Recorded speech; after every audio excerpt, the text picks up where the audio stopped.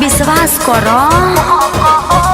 काहे करेला तू हमारा पे शक हो, बाटे हमारा पतो हरे नु हक हो।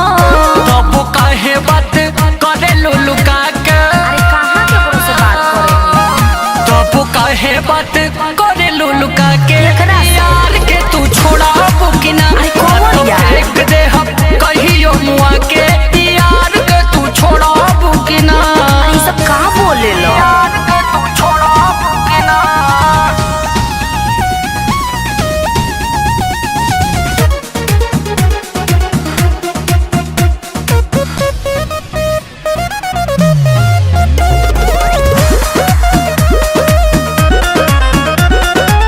कैसे भुलाई हम यारवा के, रहे भतार नई हरवा के। अरे वो कुल पहले के बात रहे। काहे के कैलू तू शादी हो, जब से लुट तू आजादी हो।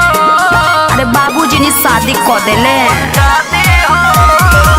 कैसे भुलाई हम यारवा के, रहे भतार नई हरवा के। काहे के कैलू तू शादी हो, पहले रही जब से लुट तू आजादी हो। काहे हो खेला नाराज तू भतार हो, रहे पिया से पहिले हमार हो। जिया जा रजनी कहानी सुना के,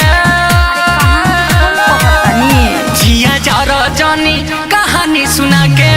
यार के तू छोड़ा बुकिना, ना सब फेंक दे हम कहियो मुआ के।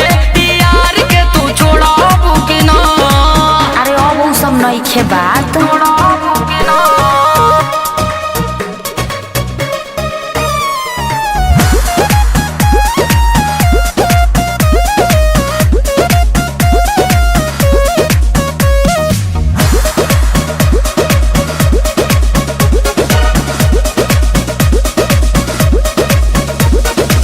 जिगर में वो करे फिगर हो, भले दबा दो तू ट्रिगर हो।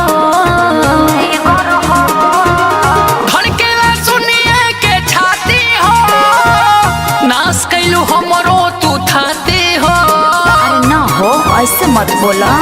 थाती हो। जिगर में वो करे फिगर हो, भले दबा दो तू ट्रिगर हो। धड़केला सुनिए के छाती हो, नाश कैलू हमरो तू थाती हो। सच कहतानी कसम बाबी पिन के, साथ कबहू न छोड़ब हो न बिन के। गलती कहब रवि गुलाम के बोला के। हमें कहले रही गलती कहब रवि गुलाम के बोला के।